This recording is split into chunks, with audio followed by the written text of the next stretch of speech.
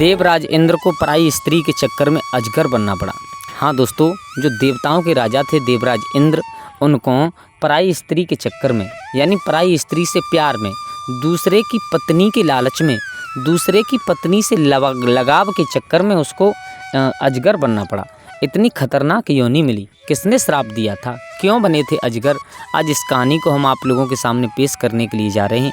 तो कहानी प्रारंभ करने से पहले आप लोगों से एक निवेदन है, अगर आप हमारे गजब ज्ञान यूट्यूब चैनल पर नए दर्शक मेहमान बंधु बन करके आए हैं तो प्लीज़ हमारे चैनल को सब्सक्राइब करिएगा। मैं माँ लक्ष्मी से यही प्रार्थना करूँगा, हे माँ, जो इस मेरे गजब ज्ञान यूट्यूब चैनल को सब्सक्राइब करें, उसके ऊपर तुम्हारा हाथ बना रहे, वो जीवन में कभी दुखी नहीं रहे, उसके माँ बाप हमेशा सुखी रहें। दोस्तों, आप लोगों का समय ज़्यादा बर्बाद ना करते हुए आजा गौर करते हैं कहानी की तरफ। कहानी प्रारंभ करते हैं। आप लोगों से एक छोटा सा निवेदन और है, कृपया वीडियो को अगर आप लोगों ने खोल लिया है तो पूरा ज़रूर देखिएगा, क्योंकि जब तक आप लोग पूरा नहीं देखोगे कोई बात समझ में नहीं आएगी और आधा अधूरा ज्ञान हमेशा खतरनाक साबित होता है। अपने परिवार दोस्तों के साथ में शेयर कर दें, जिससे उन लोगों को भी फ़ायदा इस वीडियो का मिल सके। ऐसी ही हम नई नई ज्ञानवर्धक कहानियाँ कथाएँ लेकर के आते रहते हैं, तो आप लोग हमारे चैनल को सब्सक्राइब करें तो सबसे पहले आप लोगों के पास में नोटिफिकेशन पहुँच जाएगा। तो आ जाओ, आप लोगों का समय ज़्यादा बर्बाद ना करें, गौर करते हैं कथा की तरफ, कहानी की तरफ। देवराज इंद्र, सबसे पहले आप लोगों को एक बात बता दूं कि देवराज इंद्र किसी एक का नाम नहीं होता, किसी विशेष आदमी का नाम नहीं होता। देवराज इंद्र एक पदवी का नाम होता है। इंद्र उसे कहते हैं जो देवताओं का राजा होता है।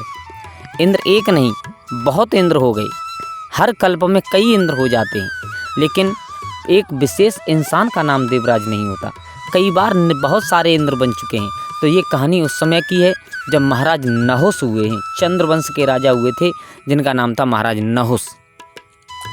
महाराज नहुस कैसे राजा थे? इतने अच्छे राजा थे कि उनकी समाज में, उनकी प्रजा में कोई किसी भी प्रकार की कलह या विकार नहीं था। प्रजा को पुत्र के समान प्यार देते थे। लेकिन पहले क्या थी, अब क्या है?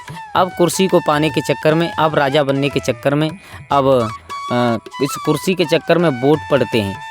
और पहले क्या था? पहले कुर्सी के चक्कर में यज्ञ हवन धर्म करना पड़ता था। जो सबसे ज़्यादा यज्ञ धर्म कर लेता था, जो सबसे ज़्यादा धर्मात्मा होता था, वही इंद्र मान लिया जाता था। कहने का मतलब मेरा, महाराज नहुस ने 101 यज्ञ संपन्न कर लिए थे, तो उन्हें इंद्र का शासन मिल चुका था। देवराज इंद्र बन चुके थे महाराज नहुस। अब देवताओं के राजा बन चुके हैं। अब महाराज इंद्र बेहद खुश हैं। जब किसी को कुर्सी मिल जाए तो खुशी तो बनती है उसकी। लेकिन एक बात बताएं, नाश की नींव कहाँ से जमती है? एक दिन महाराज इंद्र, महाराज नहुस निकल कर के जा रहे थे गली में। तो जो पुराना इंद्र था, यानी उनसे पहले जिसके पास में ये इंद्र का शासन था, उस इंद्र की पत्नी और छत पर खड़ी हुई स्नान करके और अपने केस सुखा रही थी, अपने बाल सुखा रही थी। दोस्तों, एक बात बता दूं आप लोगों को, स्त्री की शोभा ही अलग होती है, चाहे वो कैसी भी हो। लेकिन स्नान करने के बाद अगर खड़ी होकर के बाल सुखाए अपने, तो उसकी शोभा कुछ अलग हो जाती है। तो पुराने इंद्र की पत्नी छत पर खड़े होकर के अपने केस सुखा रही थी और वहाँ से निकल करके गई महाराज नहुस। जब महाराज नहुस निकल करके गए तो पुराने इंद्र की पत्नी की नज़र पड़ी है महाराज नहुस के ऊपर। तो महाराज नहुस को देख करके हंसने लगी। अब वो हंसी क्यों? उसके हंसने का कारण तो कुछ अलग था। वो हंसी इसलिए हंसी कि ये भी इंद्र बनने लायक हैं। लेकिन महाराज नहुस ने कुछ गलत समझ लिया। महाराज नहुस ने समझ लिया कि ये मुझे देख करके हंस रही है, और महाराज नहुस के दिल में उसे चाहने की, महाराज नहुस के दिल में उसे पाने की इच्छा प्रकट हो गई। अब विचार करने लगे हैं कि मैंने इंद्रासन तो ले लिया है, अब इंद्र की पत्नी और मिले तब जा कर के कहीं कुछ हो। अब मेरे भैया, यहाँ से ही अधर्म की नींव जम जाती है, यहाँ से ही और विनाश की नींव जम जाती है। हमारे विद्वान कहते हैं, हमारे विद्वानों ने लिखा है, ऐसो को जन्मो जग माही, माया पाए ताय मद नाही। ऐसा संसार में नहीं हुआ जिससे अहंकार नहीं हुआ हो, जिसे अहंकार नहीं हुआ हो। महाराज नहुस ऐसे ही हुए। इनको भी इंद्राणी को देख करके, जो पुराने इंद्र की पत्नी थी, उसको देख करके दिल में बहुत कुछ आने लगा। विचार कर रहे हैं अब ऐसा कुछ करें जिससे ये इंद्र की पत्नी हमें मिले। मेरे भैया, वो राजा थे, देवताओं के राजा थे, बहुत बड़े राजा थे। अब तो उन्होंने विचार किया, चलो इंद्र की पत्नी है ना, चलो कोई बात नहीं है, करते हैं कोशिश। तो उन्होंने एक पत्र लिखा है इंद्र की पत्नी के लिए। मैं महाराज नहुस, और मैं आपको दिन के मध्य भाग में आपके पास आना चाहता हूँ और आपको अपनाना चाहता हूँ। मेरे भैया, वो पत्र एक सैनिक के हाथ में दे करके भेज दिया। कहाँ?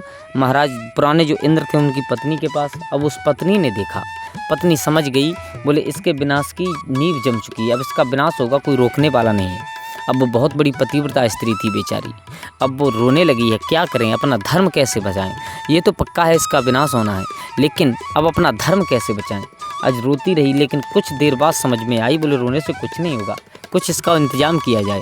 तो वो पुराने इंद्र की पत्नी बृहस्पति देव के पास में पहुंची, जो देवताओं के गुरु थे, जो सब देवताओं के गुरु थे बृहस्पति देव, उनके पास में पहुंची। सारा हाल जा कर के बताया, महाराज जो चंद्रवंशी महाराज नहुष हैं, उनकी दृष्टि मेरे ऊपर गलत है, हम करें तो करें क्या? वो दिन के मध्य भाग में अपनाना चाहते हैं। मेरे भैया बृहस्पति देव और इस वंश पर बहुत पहले से जले हुए थे। कब से? जब से चंद्रमा ने और उनकी पत्नी के साथ में गलत किया था, तब से इस वंश के ऊपर जले हुए थे, इस कुल के ऊपर जले हुए थे। उन्होंने कहा मौका अच्छा है, तो उन्होंने कहा आप चिंता मत करो, आप एक काम कीजिए, महाराज नहुष तुम्हारे प्यार में इतने पागल हैं कि जो तुम कहोगी वो करने के लिए तैयार हो जाएंगे।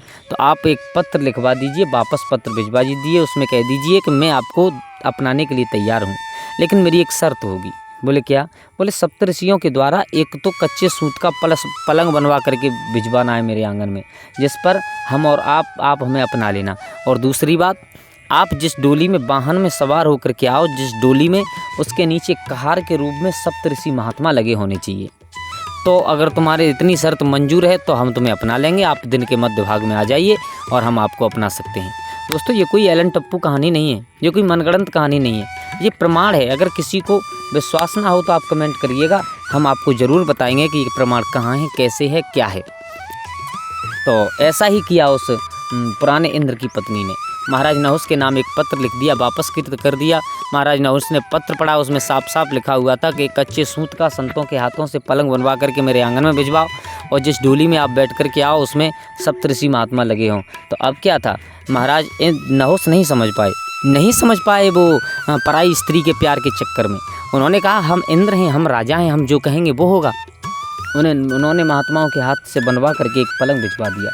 उसके बाद में क्या हुआ, सप्तऋषि महात्माओं को बुलाया, आप मेरी डोली उठाइए, उस डोली में हम सवार होंगे, उस डोली में हम सवार होकर के पुराने इंद्र की पत्नी को अपनाने के लिए जाना चाहते हैं। अब मेरे भैया संतों ने विचार किया, अब जो भी है सब कुछ देखा जाएगा, चलो कोई बात नहीं है। तो वो संत ने, जो सप्तऋषि थे, उन्होंने उस डोली को उठा लिया अपने कंधे पर और उसमें सवार हो गए महाराज नहुष। कहाँ चले? पुराने इंद्र की पत्नी के पास में चले। अब मेरे भैया चलते चले गए, बढ़ते जा रहे हैं। अब उन सप्तऋषियों में एक संत थे, वो बेचारे वृद्ध थे और वो अपने पैर से थोड़े लंगड़ा रहे थे, और जब कहार डोली में लंगड़ाएगा तो डोली अपने आप उछल करके चलेगी। उस डोली में थोड़ी थोड़ी उछल कूद पैदा हो रही थी। महाराज नहुष उस पत्नी के प्यार में, उस देवराज इंद्र की पत्नी के प्यार में इतने पागल थे। अब उन्होंने चिल्ला करके कहा, बोले महात्माओं आप कैसे चल रहे हो? आप सरको रेंगो जैसे सर्प चलता है, बिल्कुल भी उछल कूद नहीं होती, ठीक उसी प्रकार चलो, रेंगो कूदो मत। अब महात्मा थोड़ी देर सही चले, लेकिन बेचारे वृद्ध थे। फिर दोबारा उनके पैर में एक लंग लगी, तो फिर महाराज फिर डोली उछली। अब की बार नहुष महाराज को क्रोध आ गया। नहुष महाराज ने कहा तुम्हें दिखाई नहीं देता, तुमसे चलना नहीं आता, ढंग से चलिएगा, तुम्हें मालूम है तुम्हारी डोली में कौन सवार है? देवराज इंद्र सवार हैं, जो तुम्हारे सब देवताओं के राजा हैं। अब संत बेचारे चल रहे थे, चलते चलते थोड़ी देर सही चले, फिर थोड़ी देर बाद फिर उछल कूद पैदा हुई उस डोली में। मेरे भैया अब की बार बहुत क्रोध आ गया और डोली से बाहर कदम निकाल करके, बहुत गलत किया महाराज नहुष ने, डोली से बाहर पैर निकाल करके जो संत उछल करके, वृद्ध संत चल रहे थे लंगड़ा करके, उनके कमर पर लात का प्रहार कर दिया। वो संत बेचारे जमीन पर गिर पड़े। जब संत जमीन पर गिरे, वहीं पर बगल में दुर्वासा महात्मा चल रहे थे। दुर्वासा महात्मा ने कहा सप्तऋषियों से इस डोली को नीचे उतारिएगा। मेरे भैया नीचे उतार करके डोली रख दी और दुर्वासा महात्मा को क्रोध आ गया। आप भी जानते हो सब लोग, दुर्वासा महात्मा बहुत बड़े क्रोधी थे। क्रोध आ गया, क्रोध में आकर के कहा सुनो, तुमने जैसा कहा, हम कोई संत हैं, तुम्हारे बाप के नौकर नहीं है जो आपने डोली में लगा लिया। पहली बात तो तुम राजा हो, इसका मतलब ये नहीं है कि किसी संत का सम्मान या अपमान करो किसी संत का, ये तुम्हारा कोई धर्म नहीं बनता। दूसरी बात, हमने तुम्हारा सम्मान किया क्योंकि तुम राजा हो, इसलिए देवताओं के राजा, हमने तुम्हारा सम्मान किया, तुमने जो कहा हमने वो किया, लेकिन फिर भी तुम्हारी बात समझ में नहीं आ रही, फिर भी तुमने एक संत की कमर पर लात का प्रहार किया है और मेरा श्राप है तुम्हारे लिए। ये मैं तुम्हें श्राप देता हूँ कि तुम बहुत देर से चिल्ला रहे हो कि सरको सरको, सर्पों की तरह सरको, तो जाओ, ये मेरा श्राप है कि इसी तरह तुम सर्प हो जाओ, अजगर हो जाओ। जाओ बेटा, अब जीवन भर सरकते रहना, बिल्कुल भी उछल कूद मत करना। मेरे भैया श्राप लगा दिया दुर्वासा महात्मा ने। एक पराई स्त्री के चक्कर में महाराज नहुस को अजगर बनना पड़ा। ना तो पराई स्त्री मिल पाई, ना वहाँ तक पहुँच पाए, रास्ते में अजगर बन गए। अजगर बन कर के पड़े हैं, अब बिलख रहे हैं, पूछ रहे हैं दुर्वासा महात्मा से, महात्मा मैं कब तक इस योनि में रहूँगा, क्या करूँगा? तब कहा है सुनो, अभी सतयुग चल रहा है, उसके बाद में पूरा सतयुग निकल जाएगा, उसके बाद में त्रेता आएगा, पूरा त्रेता निकल जाएगा, त्रेता में भगवान श्री राम का अवतार होगा, पूरा त्रेता निकल जाएगा, उसके बाद में द्वापर आएगा और द्वापर में भगवान कृष्ण आएंगे द्वापर के अंत में, उस समय जाकर के तुम्हारा उद्धार होगा। तब तक बेटा तुम सरकते रहो, जाओ अजगर बन जाओ। तो दोस्तों ये होता है पराई स्त्री से लगाव का कारण। अगर पराई स्त्री से प्रेम करोगे तो ऐसी ही हालत हो जाती है इंसान की। पर नारी पैनी छुरी तीन तरह सो खाए, धन हरे जौवन हरे घोर नरक ले जाए। पराई स्त्री से प्रेम करना तीन तरह से नुकसान है। नंबर एक तो वो होता है कि धन हरे यानी धन की विनाश होता है, यौवन यानी शरीर का विनाश होता है, और लास्ट में रौरव नरक की प्राप्ति होती है। तो दोस्तों सब लोगों से मेरा निवेदन है, कभी भी पराई स्त्री से प्रेम नहीं करना चाहिए, अपनी ही पत्नी से सबसे ज़्यादा प्रेम करो।